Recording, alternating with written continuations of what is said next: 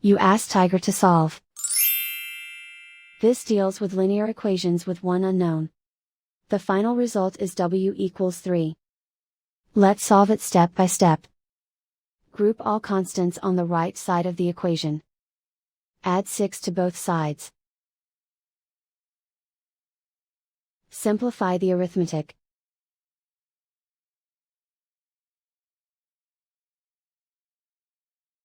Isolate the w.